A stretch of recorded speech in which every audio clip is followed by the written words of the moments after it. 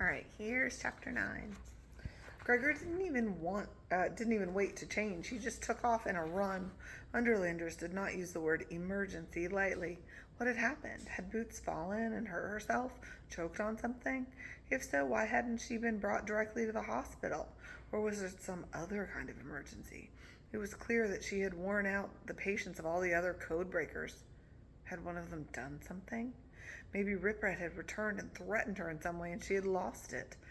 It was unlikely the cockroach or the bat had harmed her, and the mouse had been so weak it could hardly move. But that green spider, maybe it had her trapped in its web.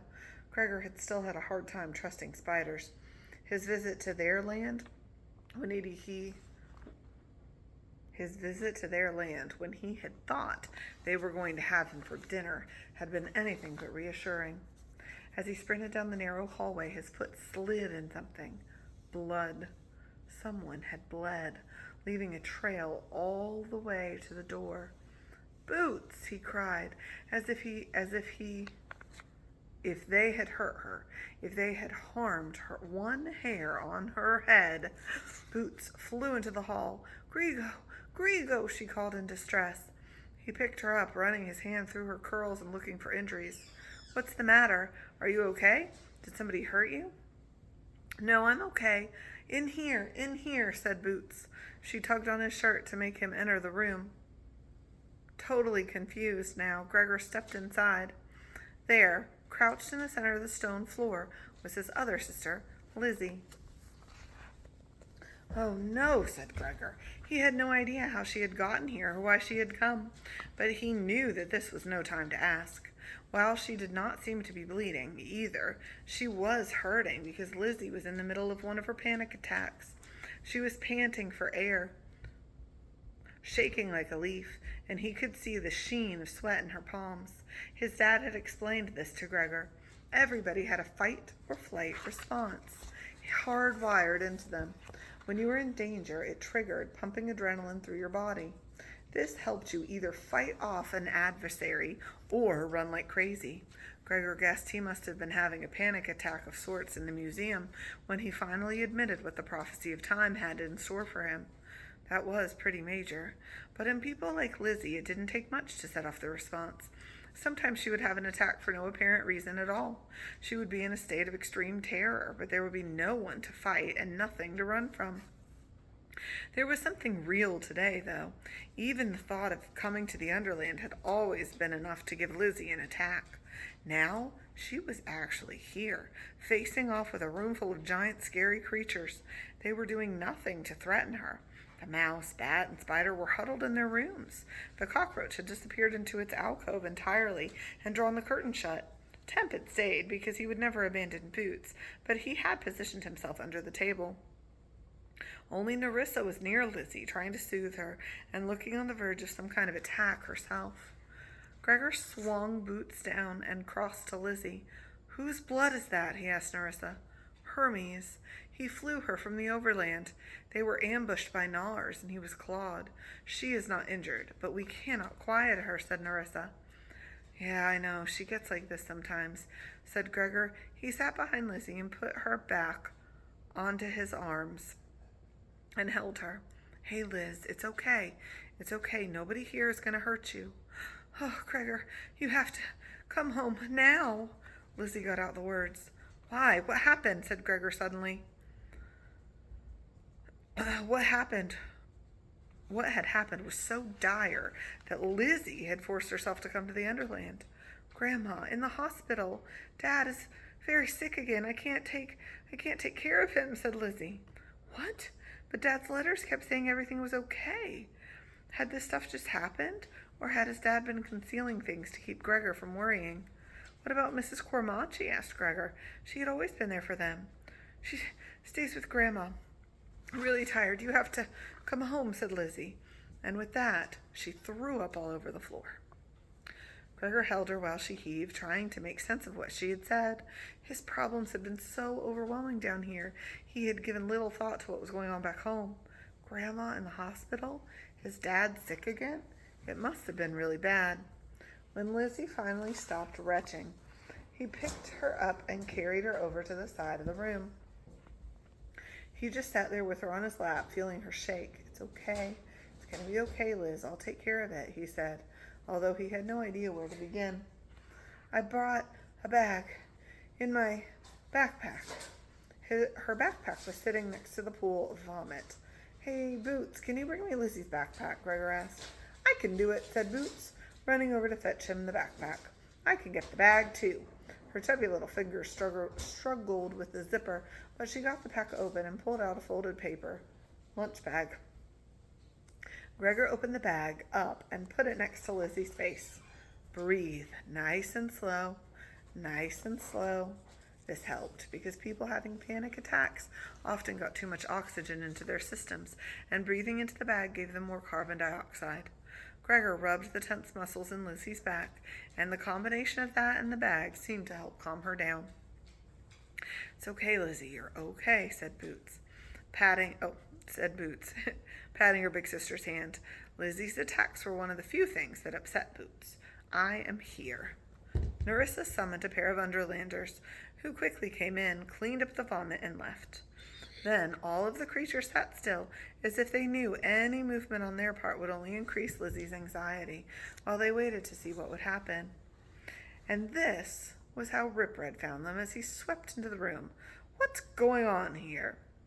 His nose was twitching, clearly registering the lingering throw-up smell. And then his eyes landed on Lizzie, and he became still, too, except for the tip of his tail, which twitched from side to side. An expression came over his face that Gregor had never seen before. If he had to put a name to it, Gregor would have called it tenderness. The rat's voice became positively gentle. "I didn't know we had company, but I bet I can guess who you are. You're Lizzie, aren't you?" Lizzie lifted her face from the bag to take the giant, scarred rat. "You're Rip Rat," she whispered. "That's right. I'm glad to finally meet you.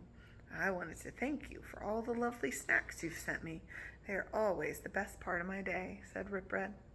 Gregor could not make sense of Rip Red's behavior. Why was he being so nice to Lizzie? He had never been nice to Boots. Rip Red moved in slowly. "Sometimes it helps if you talk," he said. "Do something to distract yourself." Gregor looked at the rat in surprise. What did he know about panic attacks? Surely he had never had one himself. "My dad does math problems with her," said Gregor. "Math is good," said Rip Red. "What is 8 plus 7, Lizzie?" 15, said Lizzie. "You're going to have to do better than that. She's like a math whiz, right, Liz?" said Gregor. It was true. The teachers at her school never knew what to do with her. She could solve problems way beyond the rest of her 8-year-olds. "Really?" asked Rip Red. "What's 12 times 11? 132, said Lizzie. "Harder," said Gregor. "She likes to cube things." "Ooh, what's 6 cubed?" asked Rip Red. 216, said Lizzie. "How about 13? asked Rip Red. 2197, said Lizzie without missing a beat. She did seem to be calming down a bit. "Try 37, said a hoarse voice from behind Rip Red. It was Heronian. The mouse had managed to raise herself up to her forelegs. Lizzie panted a moment and then blurted out, 50,653. Rip Red looked at Heronian for confirmation, and the mouse gave a small nod back. Even Gregor was impressed with that one. "That's right. Apparently that's right," said Rip Red. He started to pace, which was always a sign that he was working something out. "Lizzie, do you like puzzles?" She nodded.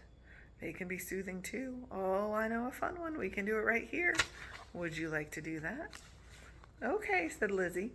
Gregor could feel her shaking start to subside. There was nothing like a puzzle to get Lizzie's attention. He thought of the puzzle book that he had brought her on the street that time. She had volunteered to stay back with her sick dad while he'd taken Boots sledding at Central Park. Then he had vanished. Then he had wanted to get her a present, that big, thick puzzle book. She had loved it. Rip Red settled down in a comfortable position, a few feet in front of Lizzie. "All right, let's see. Boots, you go stand by Temp." "Oh, a game," said Boots, and scurried excitedly over to Temp. Now, Lizzie, from where you're sitting, you can see 7 creatures. 2 humans, one of whom is an overlander, one of whom is an underlander. 1 bat, 1 mouse, 1 cockroach, 1 spider, and 1 rat. We've just had lunch, and we've eaten our favorite food. No 2 of us have had the same food. The things eaten were fish, cheese, cake, cookies, bread, mushrooms, and shrimp in cream sauce. Now, ready for the clues? Asked Rip Red. I'm ready, said Lizzie, and she clasped her hands before her. She no longer needed the bag. Rip Red spoke quickly and distinctly. The bat's favorite food is either mushrooms or cake. Cookies are not the cockroach's favorite food. The mouse will eat cheese, but she didn't today. The underlander's favorite food is either cookies or shrimp and cream sauce. The mushrooms and cookies were not eaten by mammals. The overlander's favorite food is either cake or bread. So the question is, who ate the cheese? You can pause it if you want to try to figure it out. Well, that's totally unfair, thought Gregor. No one could figure out a bunch of gibberish like that. But it really had settled Lizzie down. She was staring at the floor, squeezing her hands so tightly her knuckles were white. About 30 seconds passed, and then she met Rip Red's eyes and gave a small, triumphant grin. You did, she said. Wrong, thought Gregor. Rip Red's favorite food was shrimp and cream sauce. Said Rip Red, and his tail flicked so hard it made a snapping sound, but his voice was casual. Temp, suppose you take Boots down to the nursery and let her feed the baby mouses. Would you like that, Boots? Yes, said Boots. Temp pattered out from under the table, and she hopped on his back.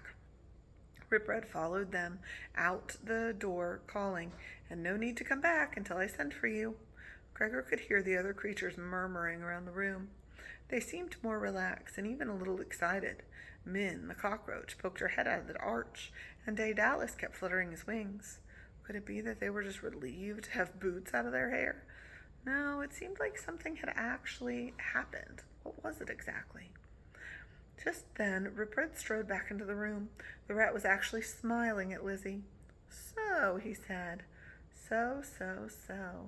He sat up on his haunches and then tipped his head forward in an elaborate bow.